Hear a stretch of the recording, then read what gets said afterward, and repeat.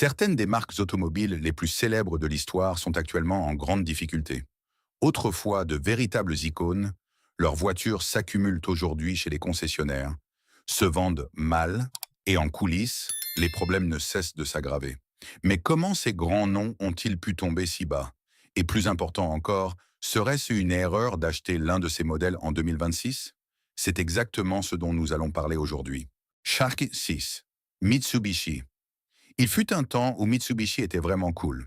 L'Eclipse est devenue célèbre du jour au lendemain grâce au premier film Fast and Furious, et soudain, presque tous les jeunes passionnés d'automobile en voulaient une.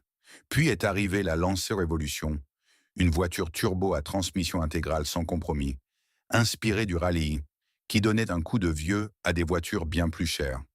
À la fin des années 90 et au début des années 2000, Mitsubishi avait une identité claire, l'outsider japonais qui boxait bien au-dessus de sa catégorie. Mais ce Mitsubishi-là n'existe pratiquement plus aujourd'hui. L'Eclipse a disparu, la Lancer Evo a disparu, et plus récemment, la Mirage a également été abandonnée.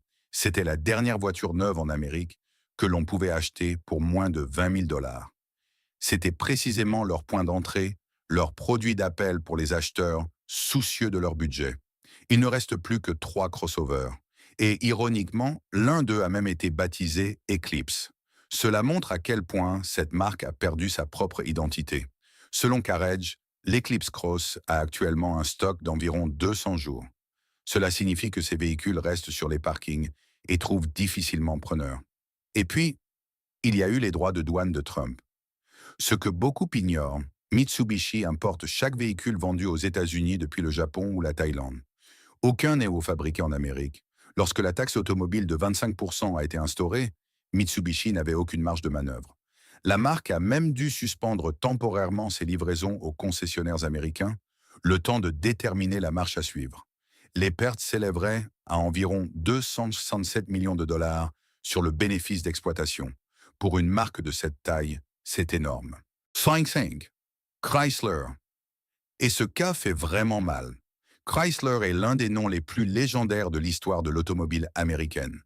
La Chrysler 300 de 1955 dominait la NASCAR, atteignait 143 miles par heure à Daytona Beach, et la presse de l'époque la surnommait la Belle Bête. La 300C moderne a fait son retour en 2005 avec un V8 EMI et attirait tous les regards. Les essayeurs disaient même qu'elle se conduisait un peu comme une Mercedes. Et comme si cela ne suffisait pas, Chrysler a également inventé le monospace en 1984. L'innovation faisait donc autrefois clairement partie de l'ADN de cette marque. Mais qu'en reste-t-il aujourd'hui? Toute la gamme de modèles de Chrysler se résume à 2 monospaces, le Pacifica et le Voyager, qui n'est au fond qu'un Pacifica moins cher. Pas de berline, pas de SUV, pas de pick-up. L'emblématique 300 a été abandonnée après 2023. 2 monospaces, il n'y a plus rien d'autre. Selon Carriage, le Pacifica a actuellement un stock de 193 jours sur le marché et le Voyager juste à côté avec 194 jours. Ces deux valeurs sont plus de 3 fois supérieures à un niveau sain. Et la situation est encore aggravée par des problèmes de fiabilité. Le Pacifica hybride, en particulier, a depuis des années une réputation bien documentée pour ses problèmes de transmission et ses pannes électriques, qui reviennent sans cesse dans les témoignages des propriétaires. Un seul produit phare, des inquiétudes quant à la fiabilité et presque rien d'autre pour convaincre. La réaction de nombreuses personnes sur Internet résume bien la situation. Attendez, Chrysler existe encore. Aujourd'hui, la marque n'est souvent plus associée qu'aux flottes de voitures de location, et il est extrêmement difficile de se défaire d'une telle image. L'Airflow UV devait changer tout cela, en tant que grand renouveau sous forme de SUV électrique. Mais ce projet a également été annulé. Il ne reste donc pour l'instant qu'une chose, un grand vide dans la gamme de produits et une horloge qui tourne de plus en plus fort. Neo-Acha. Alfa Romeo. Pour Alfa Romeo, la chute est particulièrement douloureuse car l'histoire de cette marque est immense. Alfa construit des automobiles depuis 1910. Tazio Nuvolari, que beaucoup considèrent encore aujourd'hui comme l'un des plus grands pilotes de course de tous les temps, a remporté de grandes courses et des championnats au volant de véhicules Alfa Romeo. La marque a décroché des titres en Formule 1 Et lorsqu'Alfa est retourné aux États-Unis en 2017 avec la Giulia et le Stelvio, de nombreux passionnés étaient ravis. Des voitures magnifiques, une excellente tenue de route, un véritable sentiment de retour en force.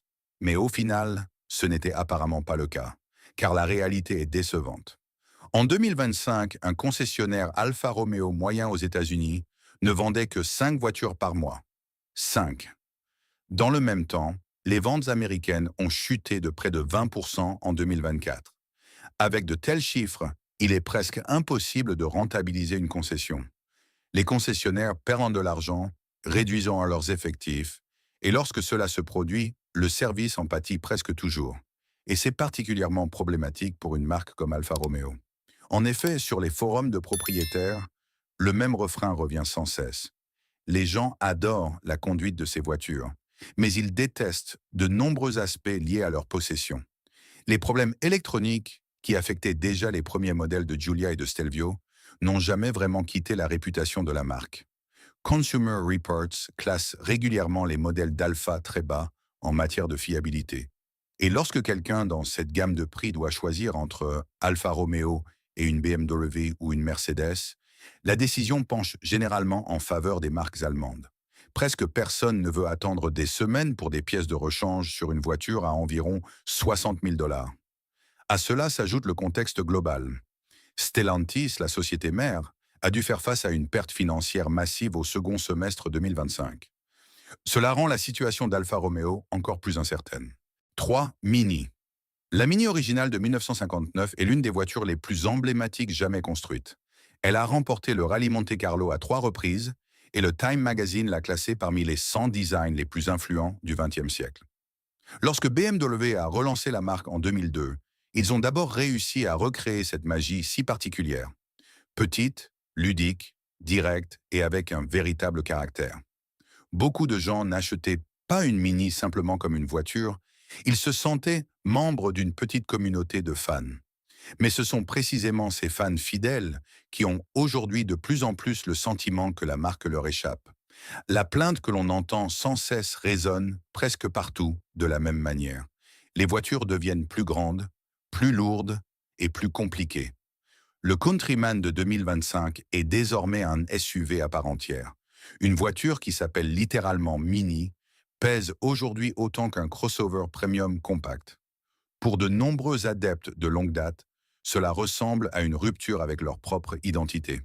À cela s'ajoute le fait que Mini a remplacé presque toutes les commandes classiques par un grand écran tactile OLED rond. Même une action aussi banale que le réglage de la température nécessite désormais plusieurs manipulations dans les menus tout en conduisant.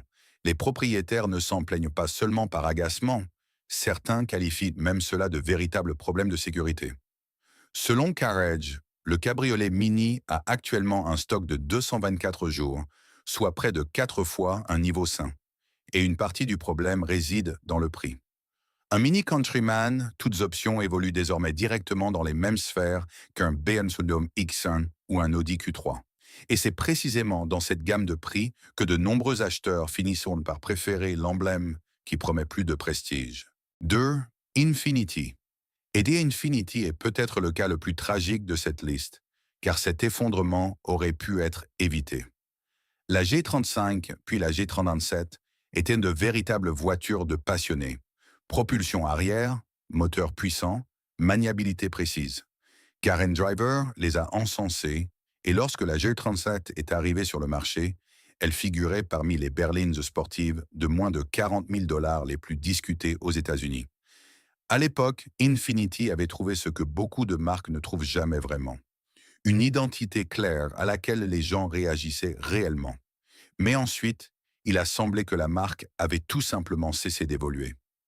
Infiniti a atteint son apogée aux États-Unis en 2017 avec 153 415 véhicules vendus. En 2024, ce chiffre est tombé à seulement 58 810 unités. Cela représente une baisse de plus de 62%. Pour mettre cela en perspective, Lexus a vendu 345 660 véhicules la même année. Genesis, une marque qui n'existait même pas en Amérique il y a 15 ans, a également devancé Infiniti. Et la Nissan Altima, une berline familiale ordinaire du segment grand public, c'est presque mieux vendu que l'ensemble de la gamme Infiniti réunie. Cette seule comparaison montre à quel point la marque est tombée bas. Si l'on écoute ce qui se dit en ligne sur Infiniti, le tableau devient encore plus clair. L'une des descriptions les plus fréquentes sur Reddit actuellement se résume à une Altima avec du cuir. Les intérieurs ont soudainement paru vieillots. La technologie était à la traîne. Et de nombreux acheteurs se sont tournés vers Genesis et Lexus, car ces marques ont visiblement évolué. Dans le même temps, la gamme de modèles s'amenuise de plus en plus. La berline Q50 a disparu, les QX650 et QX55 sont abandonnés sans qu'aucun successeur direct ne soit annoncé. En gros, il ne reste presque plus que les Q160 et QX1020. Pendant ce temps, un concessionnaire Infiniti moyen ne vend qu'environ 24 véhicules par mois, ce qui est bien trop peu pour être rentable. Selon certains rapports, certains perdraient plus de 2 millions de dollars par an. La solution? Les concessionnaires Infiniti sont fusionnés avec les sites Nissan. Et c'est exactement là que réside le problème. Quiconque est censé dépenser 60 000 dollars pour une voiture de luxe n'a guère envie de se retrouver dans la même salle d'exposition entre une Nissan Rogue et une Sentra. Ce n'est plus une expérience premium. C'est une marque qui n'a presque plus les moyens de ses propres ambitions.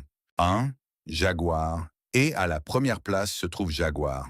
Historiquement, c'est une marque avec laquelle on pourrait difficilement viser plus haut.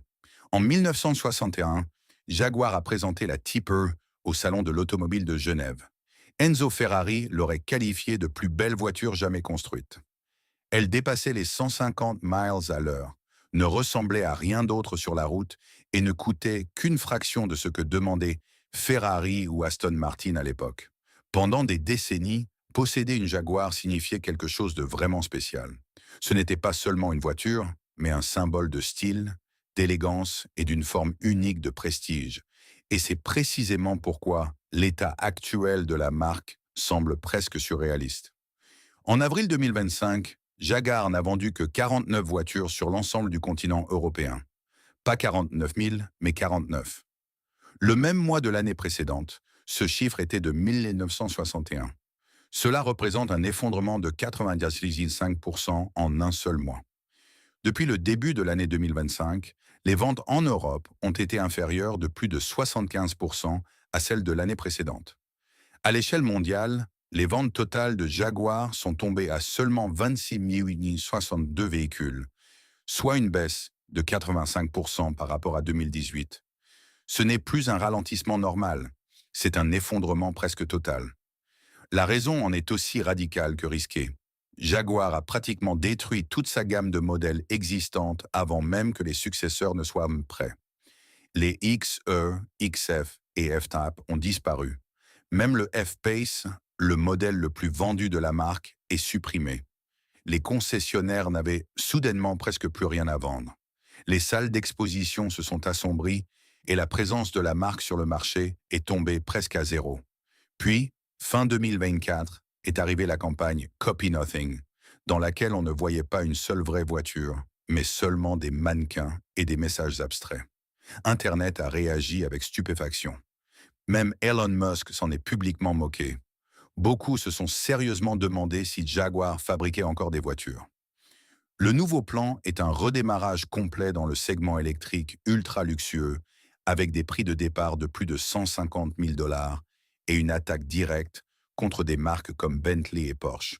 Cependant, même le propre directeur général de Jaguar a déclaré que seulement environ 15% des clients actuels suivraient cette voie.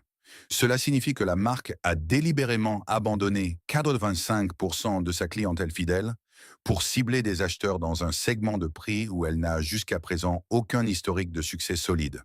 De nouveaux modèles devraient arriver dans le courant de l'année 2026.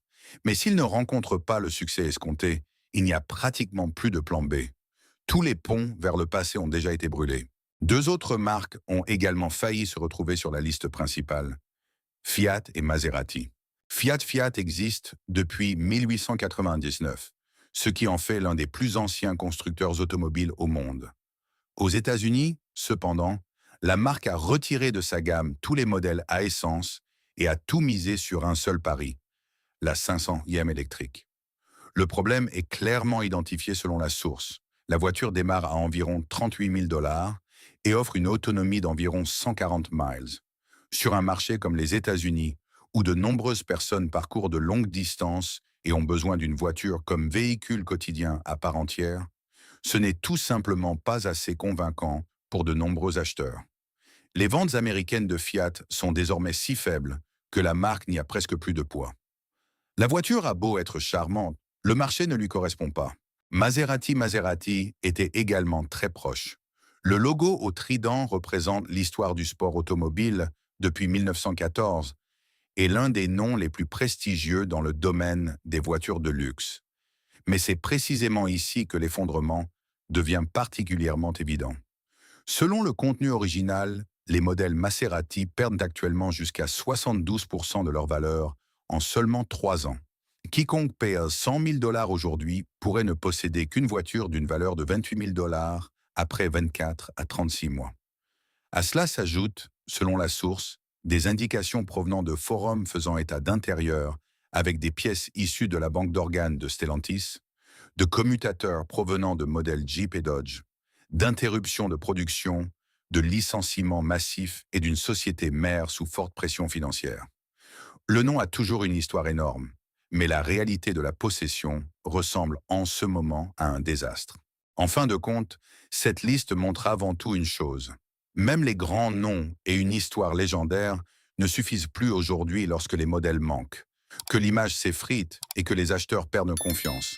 Certaines de ces marques luttent encore, d'autres semblent déjà presque avoir disparu. Quelle marque t'a le plus surpris? Écris-le dans les commentaires.